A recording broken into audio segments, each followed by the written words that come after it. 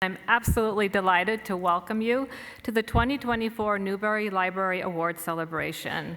We are delighted to have this opportunity to honor Drew Gilpin Faust and to gather together as friends and supporters to celebrate the Newberry. Thank you for all the many ways that you show your support. There are many people who have worked tirelessly to make this evening possible, and I want to begin by thanking the chair of this event, Martha Roth, our enthusiast.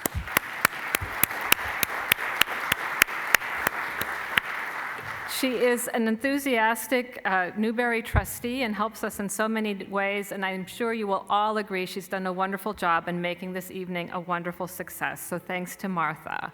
I also want to quickly thank especially two of our staff members, Meredith Petroff and Jennifer Schulman, who've done also a wonderful job in making this event happen. We're also here to celebrate and to thank all of you for being here, for buying tables and tickets to the event tonight, for bringing your friends, family, and colleagues to celebrate and acknowledge the wonderful and important work that the Newberry Library does. And I have to say that there's wonderful and excitement in the air. As many of you know, I'm a relatively new president. I started December 1st, and almost every day there's something amazing that I see or someone amazing that I meet. And it's all with the wonderful collections and the wonderful staff who work there. Our reading rooms are filled with curious readers and scholars delving into our collections. Our exhibition galleries and program spaces are vibrant hubs of conversations and connection. And right now, much of that excitement is on our current exhibit on the Chicago nightclub, Mr. Kelly's. It's gotten a lot of great press, and I encourage you all to come and see it. We're also going to have wonderful public programs around the event, so check out our website and see what's happening at the Newberry. The Newberry's collection and programs help people foster a deeper understanding of the world, whether of Chicago in recent times or of faraway lands from hundreds and hundreds of years ago. And I think one of the wonderful things about the Newberry is that it's always been free and open to the public. As long as you're 14 years old and register for a reader's card, you can use our collections. And you could use our collections to learn from the stories reflected in every book, every manuscript and map, and there are many. Our growing and diverse collection includes more than 1.6 million books, over 600,000 historic maps, and more than 5 million manuscript pages in our archive. You can read manuscripts from hundreds of years ago and, yes, hold them in your hand and turn the pages yourself, view maps from around the world, and research papers on living journalists and writers. We're continuing, and artists as well, we're continually growing our collections. And we're digitizing more and more every day so that what we have, we can make available to everyone around the world. So if you are a longtime friend of the Newberry, or if this is all new to you tonight, I invite you to engage with the Newberry Library. If you haven't already done so, I invite you to come to the Newberry, and I look forward to welcoming you there. Sign up for a reader's card, and you can use our collections, but you can also just walk in and see our fantastic exhibits, go to our bookshop, see one of our wonderful public programs that run throughout the day and evenings. Check out our website, adult education classes, take a seminar. So there's all kinds of opportunities for you to engage with the Newberry, and I just want to say our staff is here to serve and to welcome you and to help you find what you're looking for, whether it's the right collection item or the right public program with which to engage. Thank you.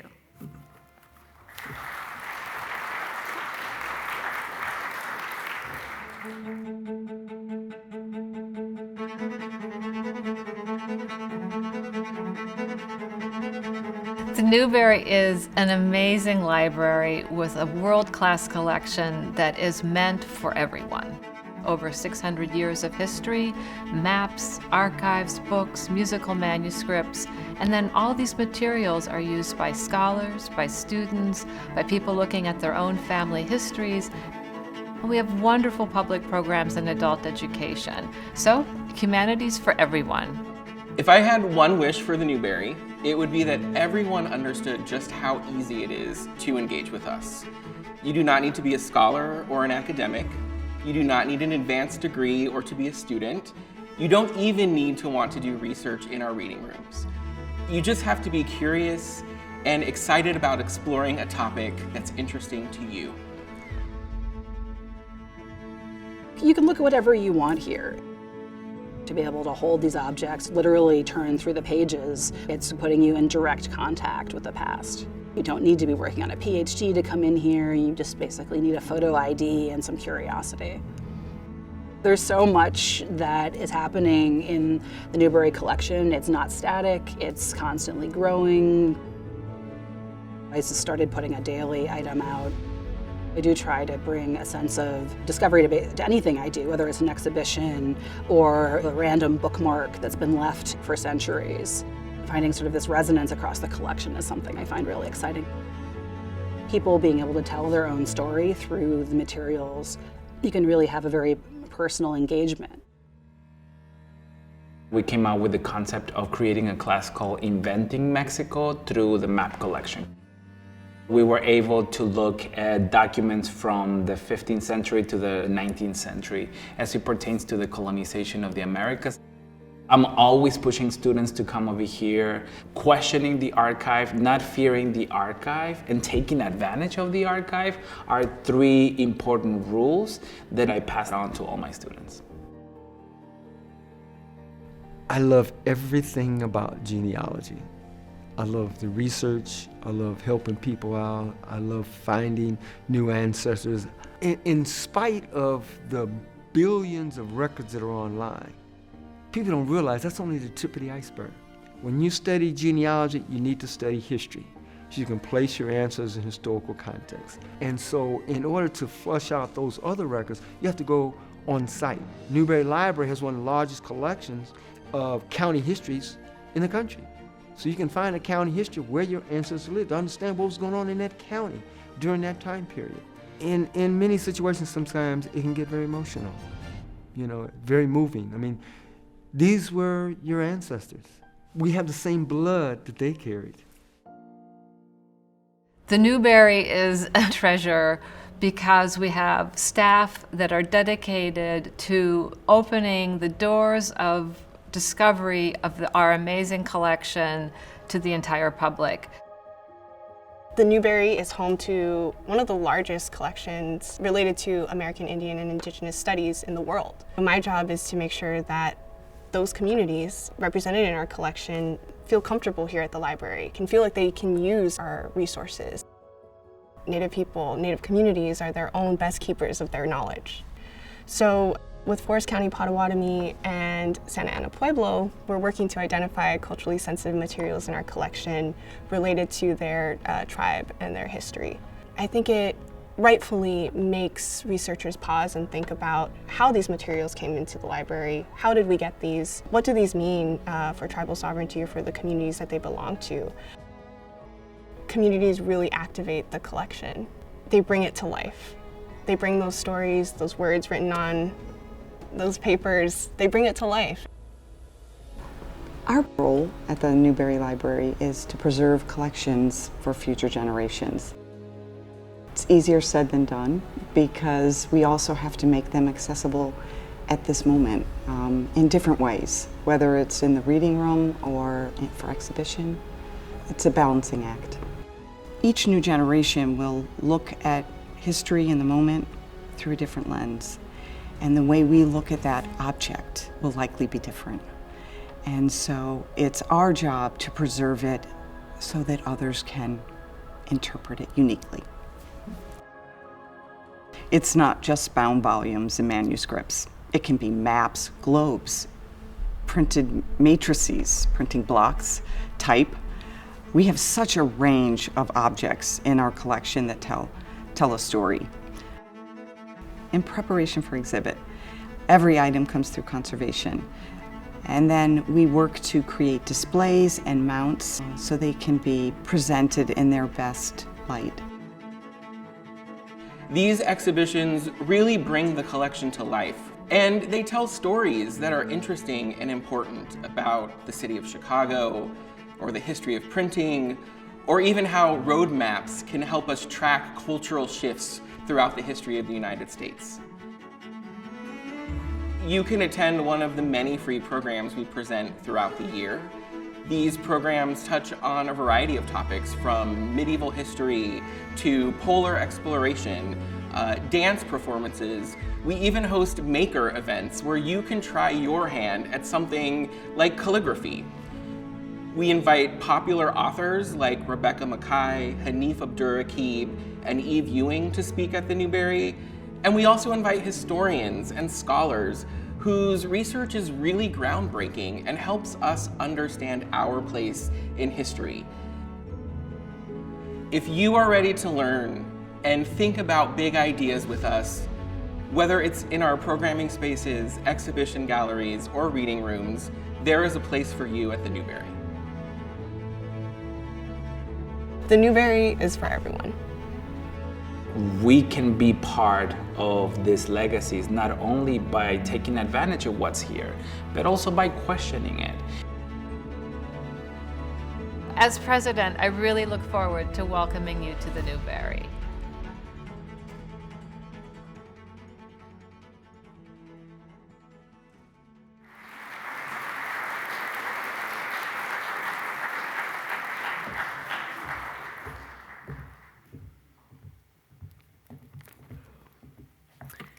Good evening, everybody. I'm Newberry trustee Martha Roth, and I have the very great honor of chairing this year's award dinner. I'm delighted to introduce this year's Newberry Library Award honoree, Drew Gilpin Faust. Drew, a distinguished historian of 19th century America, is the Arthur Kingsley Porter University Research Professor at Harvard University, where she also served as president from 2007 until 2018. She previously served as founding dean of the Radcliffe Institute for Advanced Study, and earlier at the University of Pennsylvania, she held the Annenberg Professorship of History. Drew is the author of 7 books, including most recently Necessary Trouble, Growing Up Mid-Century, published just last year. Her account of the circumstances that shaped her activism and her career. Her earlier book, This Republic of Suffering, Death, and the American Civil War, is a profound and groundbreaking examination of America's response to the unprecedented carnage of the Civil War. The book was recognized as a finalist for the National Book Award, a finalist for the Pulitzer Prize. It was awarded the New York Historical Society's American History Bancroft Prize, and it was recognized by the New York Times as one of the 10 best books of the year.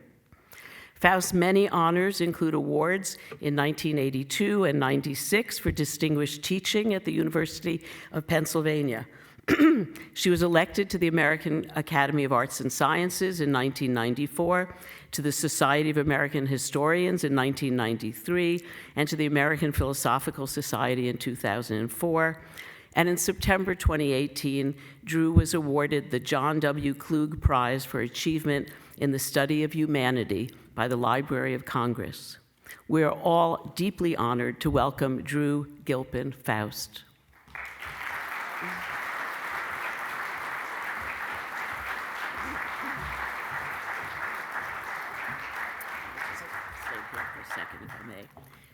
Sorry, here, thank you, I'm sorry.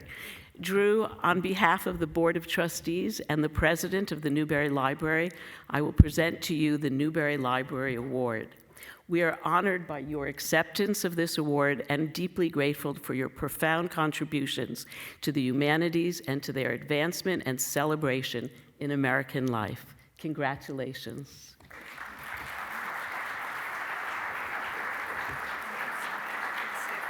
Yes, of course. She wants to take a picture too. Oh, I have to pose first. Thank you. Thank you so much. I'm really just so deeply honored by this award, and particularly honored that it should come from the Newberry Library, which has been a leader in supporting the humanities generally, and particularly my field of history. I had the thrilling experience today of looking at a collection of things pulled from the library archives today to greet me, and they were things that the librarians thought I'd be interested in. And one of them I will never forget was, or is, it's still there, a series of letters that were exchanged between Grant and Lee on the eve of the surrender at Appomattox and transcribed by Grant's aide-de-camp, Eli Parker, who later became the Commissioner of Indian Affairs. And the letters are transcribed, and then Parker writes down at the bottom, well, Lee is really resisting going along with anything. This is the day before he surrendered. I figure he was trying to get a better deal. And then a description of how grumpy Lee was, but being the tough gentleman and not revealing too much as he did his difficult duty in surrendering. So that's how I spent my afternoon. And it is a privilege of the awardee, I think, to have this experience. So I can't tell you how grateful I am for that, as well as for this marvelous honor. It's so important to think for a moment. I hope that you will give me a moment or two just to say a few words about the humanities, a very few, because that is what the Newberry is all about. As the film said, humanities for all. And I'm talking about what it looks like to a scholar, and we saw scholars in the film, but we also saw a lot of other people who just come because they're curious. Curiosity is, I believe, a human appetite, and the Newberry does so much to support that and to provide for that. At a time when the humanities are being widely dismissed, denigrated, defunded, the role of the Newberry becomes more important than ever. And it's also important to hold the banner up for libraries and the ways they're being targeted and undermined across our country. So thank you for everything you do to support this wonder that is the Newberry, this wonder that brings the humanities not just to scholars, but broad public programming for anybody who attains the age of 14, then the Newberry is there for them. And I can't tell you how grateful I am to be part of this community now that I have become the recipient of this marvelous award. Thank you so very much.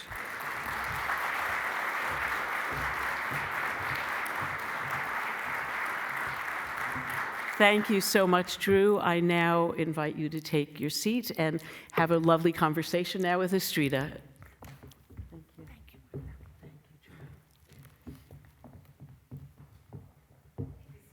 For your wonderful and kind remarks about the Newberry, and I know I've been very much looking forward to this conversation, and I thought I would bring our audience a little bit into your memoir because I think it covers so many interesting topics. And Necessary Trouble, growing up in mid-century, I see kind of three main topics of it. Coming to age as a baby boomer in a time in the civil rights era, as a person, even as a young child, that you were just enraged by the injustice of segregation. As a woman growing up at a time when opportunities were still quite limited for women, and overall within the context of the drumbeat of war, coming to age during a time of the expansion of the Vietnam War, within the context of generations of your own family having been involved in previous wars and even in the Vietnam War, and families that were defined by wars. And so humanities are often about telling stories, whether the stories of others or our own. And as a historical researcher, usually you have to listen. This time, you even frame your own memoir as a time to speak, a time to talk and tell your own story. Could you tell us why you were interested in telling this particular story? As I got older, I felt that there was a lot about the time in which I grew up that people had forgotten about, or younger people that I was interacting with in the classroom just couldn't imagine were true. And had there really been water fountains in my lifetime that said white and colored? Was it true that women in my college class had to wear skirts to class?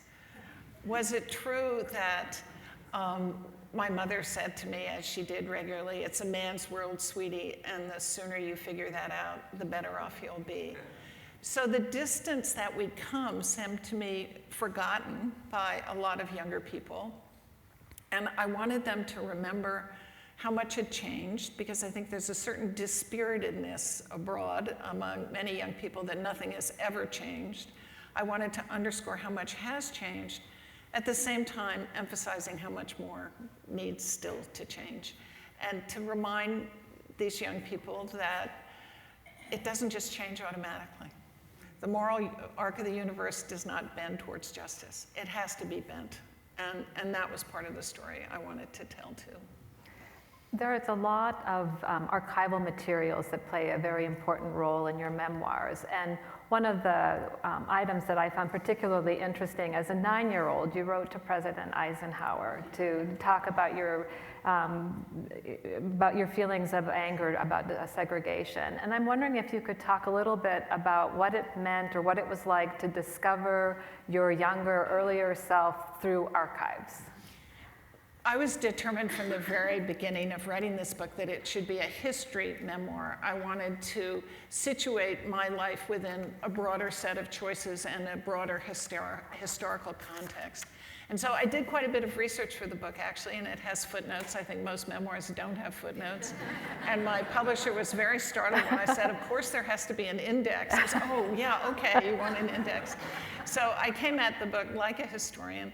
But as you point out, part of the history I discovered was my own.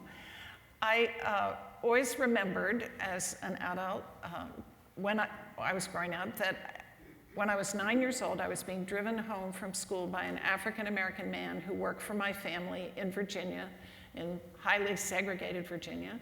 And this was soon after the Brown v. Board decision that mandated integration of public schools. And political leaders, white political leaders in Virginia said, no, we're not going to integrate the schools. We've developed this idea called massive resistance. We're going to close the public schools rather than integrate them. And the debate that resulted from all this brought into the open discussions of race that really had not occurred in public venues, at least in my hearing, in the first 9 years of my life. And so I'm in the car being driven home from school, and I hear on the radio some of this debate taking place. And I turned to the African-American man who was driving me, and I said, is it true, Rayfield, that if I wasn't white, I couldn't go to my school? And he didn't say anything. And then I asked the question again, and I said, is it true that if I painted my face black, that I wouldn't be able to go to my school? And he again didn't answer. And his silence spoke volumes to me. I just took that to mean yes. And of course, he wasn't going to get into a debate about race with the 9-year-old child of his white employer. That was not going to happen. He was being wise in not responding to me. And so I got home and I marched upstairs and I got a piece of notebook paper out from my notebook and I wrote a letter to President Eisenhower demanding that he obey God and integrate the schools and various other, it's very bossy. But I told this story about myself for years, and I began to wonder if it was true or if I'd made it up. You know, it's sort of like people in France all were part of the resistance. And I opposed segregation when I was 9. And it occurred to me, well, I'm a historian. I've used a lot of materials in the National Archives, including letters to presidents. I should see if my letter is there. And it wasn't in the National Archives in Washington, which is where I'd done my 19th century research. It was, of course, in the Dwight Eisenhower Library in Kansas. And a very kind librarian sent me a note saying that he had found it, and then I waited with bated breath for a week while the Xerox, this was before scanning and so forth, for the Xerox to arrive, thinking, what did I say? And do I remember it right? And it arrived, and the letter is now the frontispiece, or a facsimile of the letter is the frontispiece of the book in my little crabbed 9-year-old handwriting, ordering the President of the United States around. In your book, as I mentioned, you talk about discrimination against women as well as against African Americans. And I'm wondering if you could speak about these two movements were happening rather contemporaneously. Do you see them as being interrelated or just, how do you see them interact with each other? They certainly were interrelated, but they were a bit sequential. The civil rights movement preceded the explosion of feminist consciousness and bra burning and protesting for women's rights of the second wave feminism that really began more in the very late 60s and early 70s. It was brewing, though, through those earlier years. And in fact, some of those who became most outspoken, pushing for the women's movement, were women who had been active in civil rights and were angry that they had not been given, they were told to cook the meals and clean up, and the men would make the big decisions. Stokely Carmichael famously saying, "The place of a woman in the movement is prone." And women like Casey Hayden and others rose up and said, "Oh, no, you don't. We want our part too." So I think that the language of civil rights and the experience of being active in support of civil rights for African Americans had a kind of contagious effect, and the women's movement was very much accelerated by that. So let's talk about Nancy Drew. Yes. So in your book, you speak about the importance that Nancy Drew had for you growing up, and you also mention a long list of women for whom Nancy Drew meant a great deal, as she did for me as well. And I read the versions after 1959, and you mentioned in your memoir that the earlier versions, the versions post-1959 eliminated some of the most egregious racist and anti-Semitic language, but made Nancy Drew less independent. And I'm wondering if you want to reflect on why do you think that change happened to Nancy Drew around the time of 1959? Well, certainly the changing of some of the racist language is understandable, given our growing awareness of the power of language and the importance of acknowledging the freedoms and equities of the broader American society in what we had children read. I haven't entirely figured out why some of the sharper edges of Nancy Drew's assertiveness were honed off in the later books. I think it's a really interesting question. I had a triumph this week, though, I have to say. Do you have in Chicago little boxes on the sidewalks where you can leave books for people and pick up books for people? I got a 1941 Nancy Drew in one of those boxes this week. And they're not easy to find because most people have, either thrown out their childhood books, and libraries tend to have the newer ones, not the older ones. So I was very pleased that somebody stuck one in a box. I think I've stolen some of my sister's copies as well, but I have a bunch of them at home. I also was kind of struck when you were speaking about Life magazine and how Life characterized women and how Life then seemed to be more progressive in a way, and how they were focusing on and depicting the civil rights. And there's the same kind of dichotomy a little bit that I found that in your description of Life magazine. Is it the same thing that you think it's just it took longer for women to have the second wave of feminism, or do you think something else was going on there? I think something else was going on there. I read Life magazine for this project. I sat down and started in 1950 and read through the whole of the 1950s, which was really fun. But the reason I did it was I just wanted to immerse myself in the popular culture, what people were saying, the advertisements. I loved the advertisements. And to illustrate and draw on materials from Life as I tried to recreate the mood of the 1950s. And one of the things I discovered was that Life, and I also knew that I had read Life magazine as a child, probably not in 1950 when I was 3, but when I got a little further along in the 1950s, we always had Life magazine in a magazine rack in the den of our house. And so I figured what I saw as I went back to that is probably what I was seeing as a child, and a window into how the world was made available to me. I was very struck by its civil rights coverage. And I wonder if that had some influence on what led me to write Eisenhower and really diverge from the assumptions of my family and my community. For example, in 1957, I believe it was, there was a series that Life ran on the history of segregation. The cover of the magazine was a painting of an enslaved woman on an auction block being sold. Now, this would not be allowed in a number of states today because it would make children uncomfortable, right? And here it was on the front of Life magazine. And the history of segregation included things that I was just shocked to see. It was talking about, for example, the fact that at Fort Pillow, the Confederate Army massacred the black prisoners.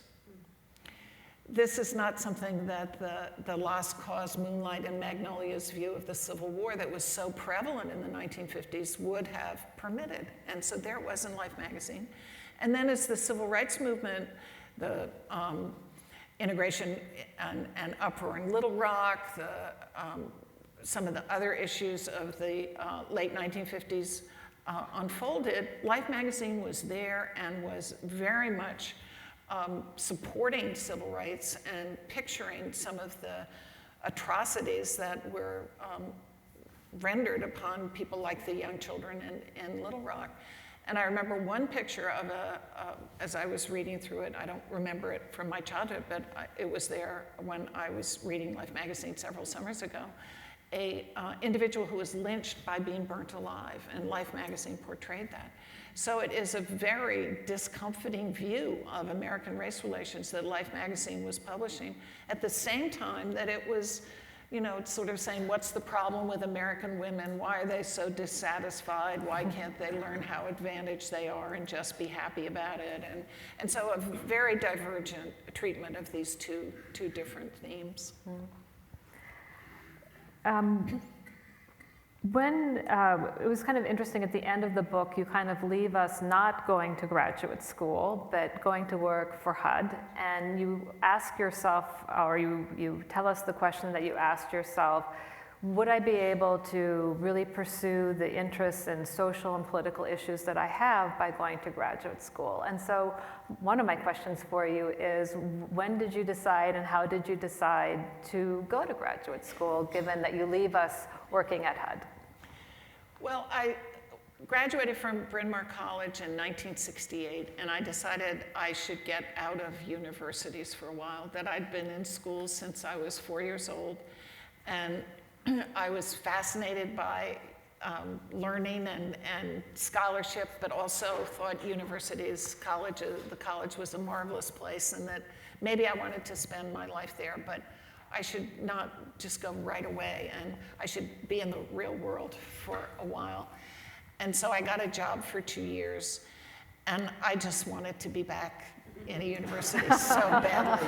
And I knew that this was the right thing for me, and it didn't take too long to figure that out. And so I quickly returned to graduate school. So could you I've been there ever since. Could you tell us a little bit about how your experiences growing up in Midcentury might have informed your academic and your administrative career? Well, it certainly informed my academic career because I became a Southern historian and then a Civil War historian. The Southern historian part really emerged from growing up in this strange time in a segregated society that was being forced to desegregate. My dissertation was about individuals who defended slavery in the South in the years before the Civil War. That was unquestionably a projection backwards 100 years of the questions I had about my own family and the community in which I grew up. And this is a question that's animated my scholarly career ever since, is how do you get up in the morning when you are party to something that's truly evil? How do you not recognize what you are part of? And how do you come to live with yourself in a society that is suffused with the injustice of slavery or the injustice of segregation, which was the question I asked about my own childhood? And I say this to students, you know, think about these questions because we're doing things now that our grandchildren are going to be horrified by. And what are the patterns of language and thought that we use to make minimal our concerns and to dismiss any kind of recognition of an injustice that we're part of now, or some egregious behavior that we should be more critical of in ourselves? How do we learn to be more critical of ourselves than those who defended slavery were in the 1840s and 50s? So that's been animating for me my whole scholarly career. And what about administratively? Did you see these kind of passionate issues influence policies or stances that you took while you were president of Harvard? Certainly being a historian did. Whenever an issue was presented to me, I inevitably asked, where did this come from? What's the history of it? How do I understand the evolution of it? Because that seemed to me essential to grappling with it. And it surprised some of the people working around me that this was the way I'd approach a problem. They hadn't worked for a historian before. And for me, it was just absolutely natural and was a kind of characteristic of,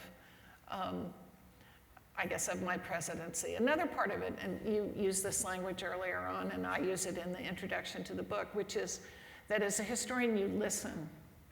You listen to the past. You try to find those voices that are those of historical actors. I wrote a book about, for example, about slaveholding women in the Civil War. And I felt as if I spent years reading their diaries and letters, listening to them. And that's where the idea for the death book came from, actually, was what they talked about was death. They weren't talking about glory, they were talking about death. And so my book about death came out of listening to them. And obviously, you're a very much better leader if you listen and figure out where people are coming from, what their aspirations are, how you enlist them, and how they enlist you also in a common project. Very nice. I know that also in your book you mentioned as a protest vote, the first time you were able to vote in 1968, you voted for Dick Gregory for president. And I also want to plug the Newberry. There's a quote by Dick Gregory in our Mr. Kelly's exhibit, and so he was performed at Mr. Kelly's quite frequently. I'm wondering if you could tell us also about that experience, and also I thought it was very nice how then you commented you were one of 2 people that voted in your county for Dick Gregory, and how remarkable it was that then Virginia cast its electoral vote for Barack Obama. And I'm wondering if you could reflect on that a little bit. First of all, I want to comment that when you said Dick Gregory, a lot of you laughed, which means you've heard of Dick Gregory. And one of the things I discovered when I wrote this book and was dealing with my publisher, that my editor's assistant was working with me on photo credits and this and that. And she was being a little obscure about something. I said, you don't know who Dick Gregory is, do you? This is this very educated young person. So that was a little bit of a wake-up call for me. Okay, I need to explain who Dick Gregory is, but clearly people affiliated with the Newberry know who Dick Gregory is.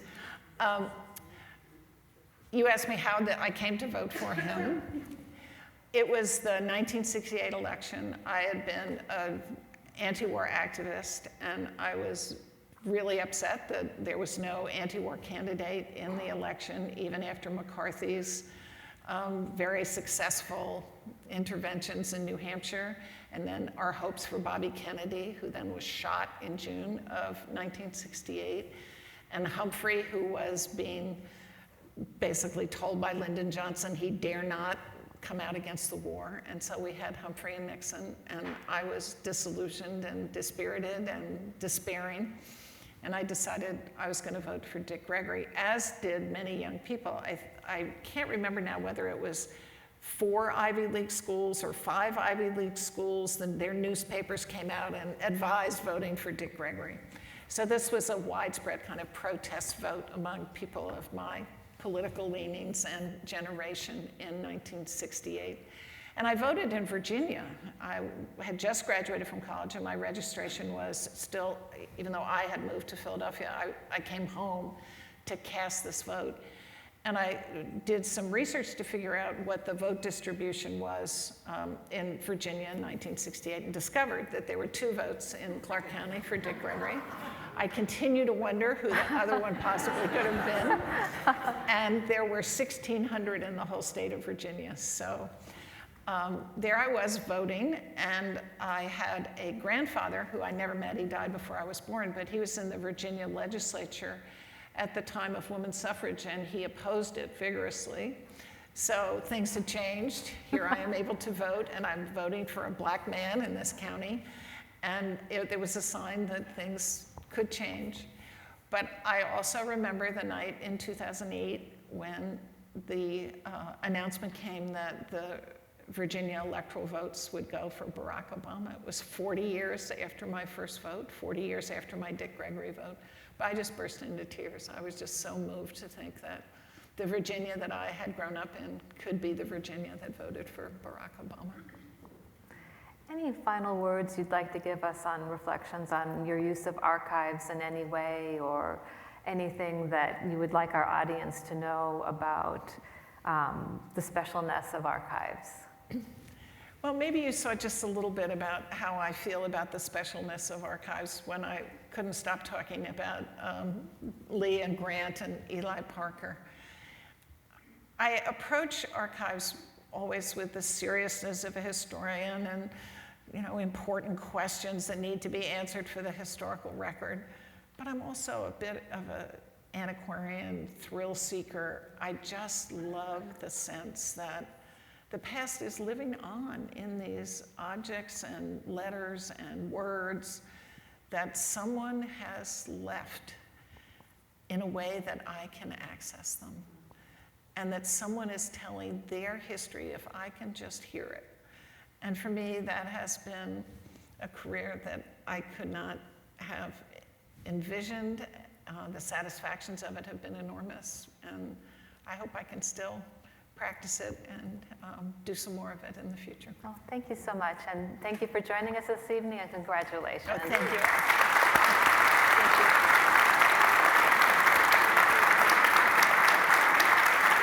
Thank you.